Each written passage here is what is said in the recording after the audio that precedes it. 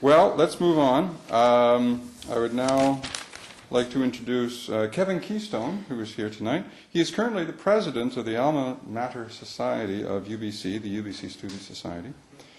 He's been involved in student life since he was in high school, which he attended in his hometown of Toronto. He is currently in the Faculty of Arts, and he is flirting with a wide variety of interdisciplinary studies. I did that too. And will likely be making up his mind before the Olympics. Kevin, come on up.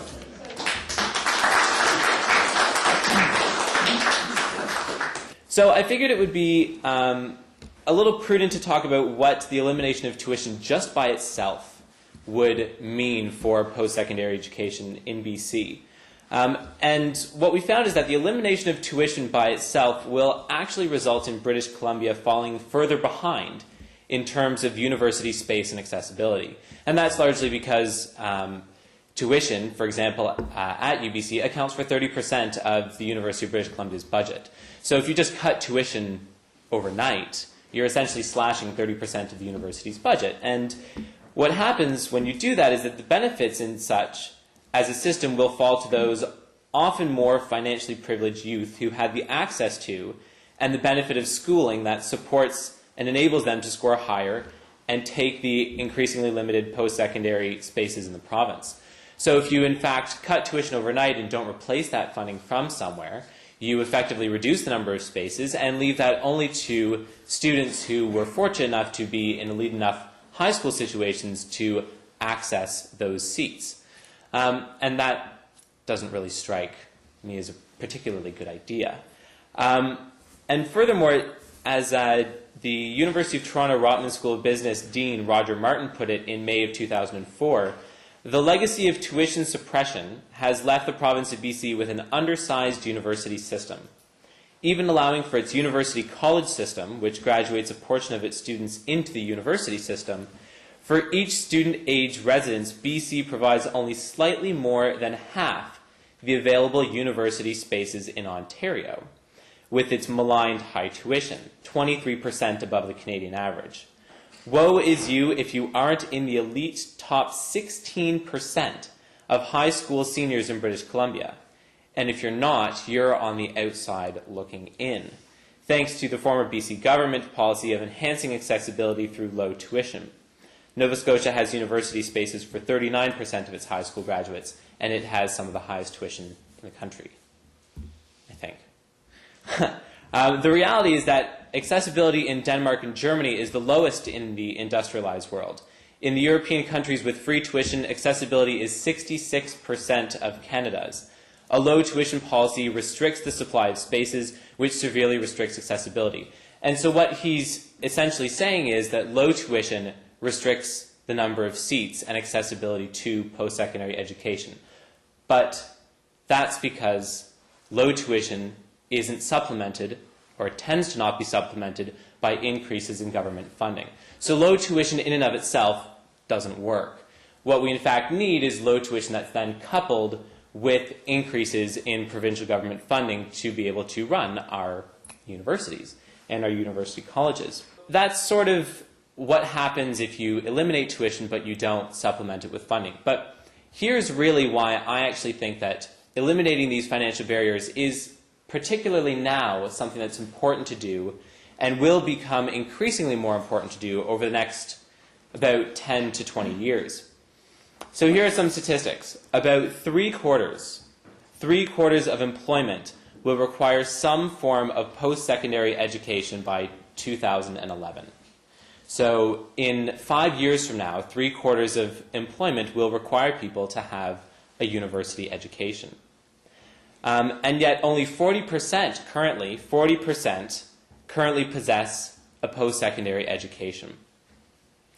British Columbia has failed to achieve the Canadian standard of skilled workers, falling nearly 1/3 short of the national average for the number of undergraduate degrees produced per capita in the 18 to 24 age bracket. So what we're in fact seeing is we have fewer skilled workers in British Columbia, fewer degrees that are being granted to people, and in 5 years, you need to have a degree or you're not going to be able to get a job. And so that very much speaks to me that we need to reduce all possible barriers, in particular financial barriers, to accessing post-secondary education. This is a crisis almost that we're seeing. So what this demonstrates to me is that over the next 15 to 20 years, if we don't have well-educated members of our society, we in fact won't have people to replace the labor market that is shrinking over time as the population gets older and as it requires replacement. So we have dire straits in the labor market, we have the requirement for post-secondary education for employment, and then we actually have some pretty strong financial arguments for why post-secondary education should be free. Over a working lifetime, a university graduate will earn approximately $500,000 more than a high school graduate, and that will be an additional $120,000 in income tax revenue. In fact, within 5 years of graduating, university students pay back to the system the cost of their own education within 5 years of graduating. So it speaks to me that there is actually huge financial incentive to the tax base to have well-educated citizens, in particular ones that graduate with university degrees. And as a further argument to that, or a further statistic that demonstrates that, is that individuals who complete a university degree contribute 3 times as much to income tax revenue as do individuals who start but do not complete post-secondary education. So the income tax arguments are there, the labor shortage is dire, and the requirement for an undergraduate degree is palatable. And so to conclude, and as I believe we've sort of made the case from an economic perspective of the tax revenue that it brings in to the federal government, and in turn to the labor shortage that we're seeing over time, and of course to the requirement of an undergraduate degree to take many of the positions that are going to become available.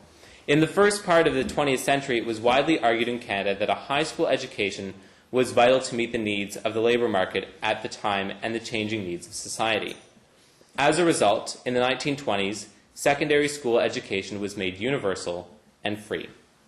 Arguably today, a post-secondary education is at least as important as a high school education was in the 1920s. And I believe that the challenge for us is to make the same commitment to provide a universal and accessible post-secondary education as previous generations did for secondary education. And so I think that the arguments are pretty clear. And again, I can't stress enough that what we need to see is a paradigm shift towards university education being construed in the same way that kindergarten to grade 12 education is construed, which is it is currently and will become increasingly a necessity for our citizens. And that's it. So thanks.